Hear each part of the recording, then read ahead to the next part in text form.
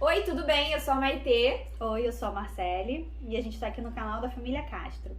E hoje a gente voltou aqui para responder os comentários que vocês deixaram no último vídeo onde a gente compartilhou com vocês a jornada que a gente está tendo até a nossa cidadania portuguesa. Teve muito comentário. A gente tentou responder alguns e a gente vai tentar pegar aqui os que a gente achou mais interessantes, que deve atender às dúvidas de todo mundo. Se vocês não sabem qual vídeo a gente está falando, a gente vai deixar aqui linkado e vamos começar a responder aqui essas perguntas referentes à cidadania portuguesa.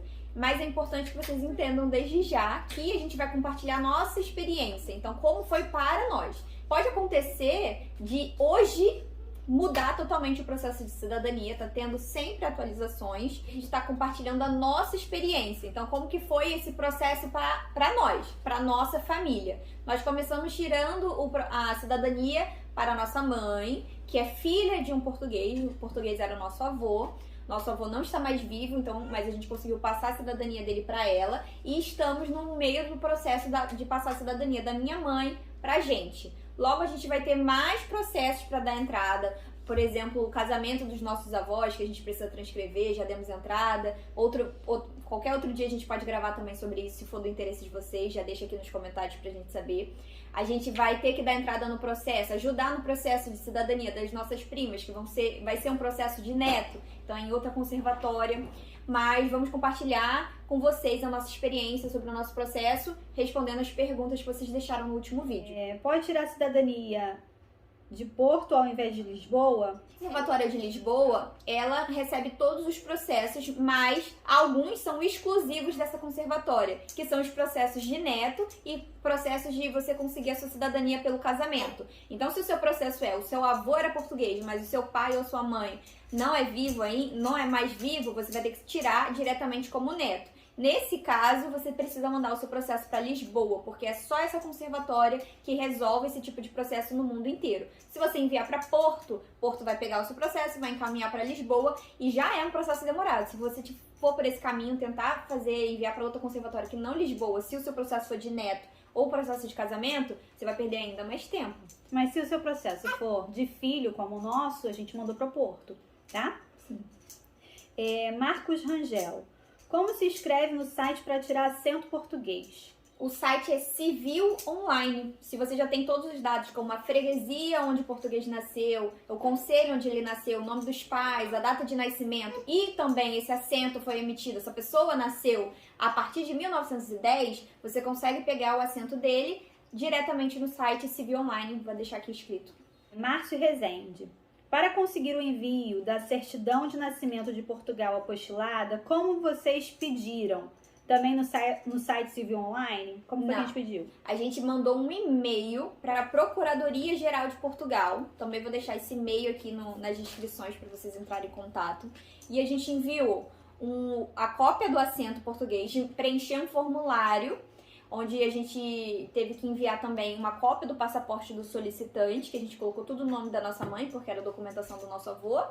E a gente também enviou o comprovante de pagamento. Então a gente teve que pedir para um amigo nosso que tinha conta lá em Portugal para conseguir fazer a transferência, porque eu recebi a informação de que era possível fazer esse pagamento por cartão de crédito, mas eu não consegui. Então eu tive que fazer a transferência nos dados bancários que eles nos enviaram, né? A gente solicitou as informações por e-mail também, eles enviaram os dados bancários e a gente fez a transferência de 10 euros. Quando a gente pagou, a gente enviou também tudo junto, o comprovante, e recebemos em casa o assento apostilado. Eles me enviaram por e-mail também o código para eu acompanhar o envio desse documento, mas só me enviaram isso depois que eu liguei para eles me atenderam, eu pedi para saber por que estava demorando, etc. Se eu não me engano, demorou mais de uma semana para eles me responderem, aí eu liguei para ver se estava tudo certo, se estava faltando alguma documentação, e logo em seguida, acho que foi 2 ou 3 dias depois, eles já me responderam com o código para eu acompanhar o recebimento dessa certidão apostilada aqui no Brasil. Então, inclusive, teve um comentário dizendo assim, estranho você dizer que é de graça porque eu sei que é um serviço pago. Mas o que a gente falou no último vídeo não foi que a gente falou que de graça nós recebemos no Brasil. A gente só pagou a taxa do apostilamento de 10 euros e a gente não teve custo nenhum para receber, o correio, né? É a emissão, porque aqui quando a gente faz a certidão brasileira, a gente tem a taxa da emissão, a taxa do apostilamento, a taxa do reconhecimento de assinatura, tudo isso é taxado. Então a gente paga várias coisas para ter um único documento. E lá a gente só pagou exatamente o que a gente precisava, que era o apostilamento. Então a gente não precisou fazer tantos gastos. Eu acho muito mais justo, sinceramente. Principalmente a gente não pagou o correio. Chegou na nossa casa, de graça. Porque o único custo que a gente teve foi exatamente do serviço de apostilamento lá de Portugal aqui pro Brasil.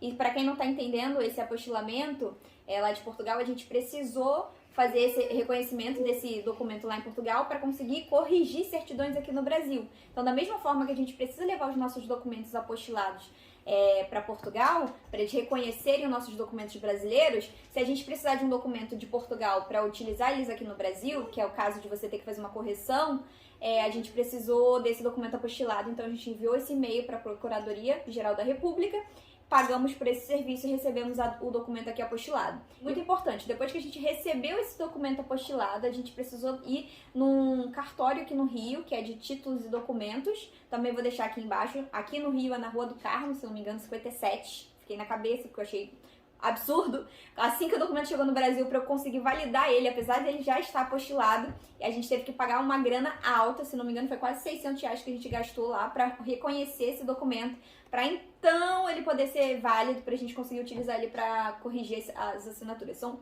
muitos gastos. Sim. Quais são os documentos necessários para fazer a transcrição de casamento? Quem perguntou foi a Cristiane Valentina. Então, a transcrição vai depender de onde você vai fazer essa transcrição de casamento. Pode ser num consulado, e aí vai depender de cada consulado. Do Rio é um jeito, de São Paulo é outro, de Santos, tem vários consulados, né? Vai depender aí de onde você estiver. E você também pode fazer isso lá em Portugal. Então, o ideal é que você entre em contato com o estabelecimento onde você vai fazer essa transcrição para saber exatamente o que ele pede. Porque, por exemplo, a gente fez a transcrição de casamento da nossa mãe em Santos. Em Santos, a gente teve que fazer o pagamento da taxa, eles fazem a tabela, todo mês é atualizado, né, por conta do euro. A gente faz o pagamento, envia o comprovante do depósito e também envia o formulário do consulado de Santos, que cada consulado também vai ter um formulário. A gente precisa reconhecer a assinatura nesse formulário de quem está solicitando. Precisou enviar a certidão de casamento em inteiro teor apostilada, precisou enviar o assento de nascimento do português e a certidão de nascimento do cônjuge, que não é o português. E essa certidão de nascimento do cônjuge precisava ser de inteiro teor apostilado. Pergunta que é muito simples, mas a nossa resposta é simples, mas muita gente tem muita dúvida. Como vocês conseguiram pegar a certidão de nascimento? Pra gente foi simples porque o nosso avô, ele veio pra cá criança e ele teve todos os documentos dele. A gente sempre teve todos os documentos. A minha avó guardou todos os documentos dele, então a gente tinha tudo dele, inclusive os documentos do navio que ele chegou aqui em Portugal. A gente já tinha acesso a esses documentos, então pra gente foi muito simples. E como também é recente, né, a gente tem descendentes portugueses dos dois lados da família, tanto do lado materno quanto paterno. Do lado paterno é muito mais antigo, assim, as certidões são muito antigas, a gente teve que procurar em acervos para encontrar, né, para conseguir, a gente tá ajudando os nossos primos a conseguir, foi muito complicado conseguir, a gente teve que procurar em acervos, em livros, assim, são vários sites também, que existem para você procurar a certidão deles de nascimento, se eles nasceram antes de 1910. Quando é a partir de 1910 e você já tem essas informações, freguesia, data de nascimento, nome dos pais, fica muito fácil porque já está tudo digitalizado. Quando não está digitalizado e quando você não tem essas informações, você precisa fazer uma investigação extrema. O mínimo que você vai precisar é do ano de nascimento, o nome completo dele. E aí, a partir disso, você vai... Se tiver cidade, fica mais fácil. Se você souber aonde que ele nasceu. Então, você vai pegar o acervo histórico dessa cidade, vai ter que procurar em livro de batismo das igrejas. Tem alguns sites específicos para isso. É importante também, você que está procurando nessa procura, entrar em grupos de Facebook, grupos de Telegram, que são pessoas que estão nessa mesma jornada e uma vão ajudando a outra. Então, dentro de um grupo desses, eu consegui um documento que tem ali todos os links dos acervos dos distritos de Portugal. Então, se o seu descendente... Não, seu ascendente português é lá de Braga, aí você vai dar uma olhada lá no arquivo distrital de Braga para ver se você encontra, aí você procura por aquele ano. Ah, tem os sites também, MyHeritage e aquele site, já esqueci o nome, não lembro. Esses sites de árvore genealógica, de pesquisa genealógica, aquilo ajuda muito também. No caso, meu pai é que será o filho português. E ele quem foi declarante do meu nascimento. Nesse caso, a certidão de casamento dele precisa ser transcrito? No caso, não. Como o pai vai ser o português e foi ele o declarante, você não precisa transcrever o casamento dos seus pais. É o mesmo caso da nossa mãe. A nossa mãe, quem era o português, era o pai dela. Mas já da minha mãe pra gente, como meu pai, que não é o português, foi o declarante do nosso nascimento, a gente precisou transcrever o casamento deles. Eu sou neto de português e consegui a certidão de nascimento dos meus avós em Portugal. Porém, meu pai já é falecido. E eu não sei a cidade que ele nasceu, no Rio de Janeiro. Portanto, não tenho a certidão de nascimento dele. Alguém poderia me ajudar? Então, no caso, ele, para dar entrada no processo dele, que vai ser um processo de neto, vai ser lá na Conservatória de Lisboa, ele vai precisar enviar também a certidão de inteiro teor por cópia repográfica do pai dele, que é o filho do português. Só que ele não está encontrando essa certidão aqui no Rio. Vá em um cartório e pesquisa. Literalmente você paga para uma pesquisa. Você vai pegar mais ou menos o ano de nascimento, que você acha assim, entre 1969 e 75. E aí você paga ali um valor para o cartório pesquisar no acervo dele. Pode tentar ver com a sua mãe se tem a certidão de casamento. Porque na certidão de casamento tem o número do livro do registro do nascimento também do seu pai. Ah, na identidade também, né? As identidades antigas, se tiver alguma identidade dele, alguma coisa desse tipo, facilita. Geralmente também. tem lá o número do cartório, aparece só tipo 02, e o número folha do livro, tal. Essas coisas vêm nesse tipo de documento, tanto na identidade quanto na certidão de casamento. Você consegue encontrar essas informações também, mas a pesquisa é muito válida, tá? E ela pode ser feita em qualquer cartório. Então você vai procurar o do centro porque é um dos mais antigos que tem no Rio de Janeiro. Vi que vocês enviaram os documentos originais de certidão. É possível enviar as cópias autenticadas pelo cartório ao invés das originais para fazer a cidadania? Não. Tem que ser tudo original, tá? Todos os documentos que a gente enviou foram originais. Até porque você consegue emitir de novo. Se você quer ter a segurança do seu documento aqui, você consegue fazer 2 emissões, 3 emissões, é questão de cash, né? Tudo é dinheiro. Existem os trâmites para esse envio dos documentos se tornar online, mas eu não sei exatamente como está essa situação. Sei que eles têm essa intenção, mas não sei se já está em vigor ou não. Se for um processo de cidadania, é só isso. Se for um processo de transcrição de casamento, todos os documentos voltam. Ah, então foi isso. Transcrição de casamento que voltou. Mas você consegue fazer uma nova emissão. Se você quer ter o documento guardado, você pode fazer uma nova emissão. Bom, vocês tiveram êxito na aquisição da nacionalidade. Agora, qual é a reação entre o pai registrar o filho junto ao cartório, Portugal ser um país machista, por vez no Brasil, Portugal, etc. Você vai ao cartório registrar o filho ou filha para poupar a mãe desse esforço, tendo em vista que a esposa tem passado por um procedimento cirúrgico e logo em seguida cuidados intensos com o bebê. Não tem nada a ver. A questão é que a gente, como mulher, para provar que os nossos filhos são nossos filhos, em Portugal, você tem que ter um marido para poder declarar ele. E aí, quando a gente, como filha da nossa mãe, que é portuguesa, se a minha mãe não fosse casada, talvez o nosso processo não fosse tão fácil de fazer. Poderia ter se negado. Porque a minha mãe, se não fosse casada, talvez a gente não conseguisse. Então, isso eu acho muito retrocesso, tá? Não tem nada a ver com a questão da facilidade de registrar, porque eu não tenho nada contra. Eu sou casada, meu marido registrou todas as minhas filhas. Mas, no caso, eu sou portuguesa, se a minha nacionalidade sair. Para as minhas filhas, se eu não fosse casada, talvez elas não tivessem direito à cidadania. Então, essa é uma questão que eu acho muito desnecessária. Eu acho que é absurdo. Você pariu, a mulher pariu, como é que eu preciso comprovar através do casamento que esse filho é legítimo meu? É uma coisa muito absurda, porque você teve o seu filho e aí só porque você não foi casada, seu filho não vai ter direito? Então, eu acho machista por isso, porque só o homem não precisa ser casado para registrar, para o filho ter direito, o homem não precisa declarar um monte de documento que a mulher precisa, então foi por isso que a gente achou machista. Uma dúvida, por favor. Em relação ao comprovativo de nacionalidade brasileira, quais são os documentos considerados comprovativos de nacionalidade e se devem ser apostilados? É a certidão de nascimento. Você vai, mesmo que você seja casado, você vai pedir para emitir uma nova certidão de nascimento. Se possível, você vai lá onde você se casou, pede para notificar o cartório onde você foi registrado o seu nascimento, para poder constar que você é casado. E aí, na sua certidão de nascimento, já vem constando que você já é casado, para poder facilitar. Se não for casado, ótimo. Só imprime novamente a certidão de nascimento e pede para apostilar. No nosso caso, a gente pediu que ela fosse impressa no inteiro teor por cópia reprográfica. Para resumir, quando você vai dar entrada num processo de nacionalidade, existem 2 tipos de processo. Existe o processo de filho e existe o processo de neto. Se você é filho de um português, ou se seu pai é filho de um português, comece pelo processo de filho sempre. Se você tem a opção de começar pelo processo de filho, vá pelo processo de filho. Agora, se é o seu avô português e o seu pai não está mais vivo, você vai ter que ir pelo processo de neto. Ou se a sua mãe é neta de português, mas a mãe dela, que no caso é a filha, não... Nossa, que confusão.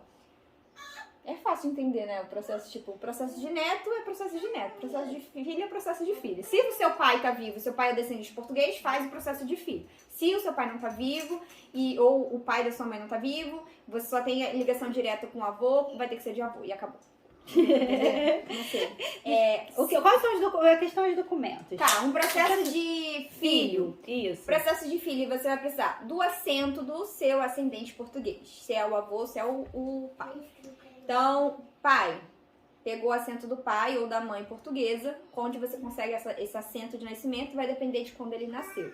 Se ele nasceu a partir de 1910, você consegue, se você tiver outras informações dentro do site da Civil Online. Freguesia, data de nascimento, nome dos pais, você consegue solicitar nesse site o assento desse português. Tem um assento do português, você pegar a sua certidão de nascimento. Na sua certidão de nascimento tem que bater tudo com essa certidão do português. Então, ver os nomes dos avós, dos pais, se tá certinho nos 2 documentos, tá igual. Se tiver uma letra errada, o seu processo vai entrar em exigência. Se tiver alguma coisa errada, já inicia um processo de correção. E aí, nesse processo de correção, vai depender, você tem que ir direto no cartório onde foi emitido essa certidão e eles vão te dizer exatamente qual documento eles precisam para você comprovar o que está certo e o que está errado.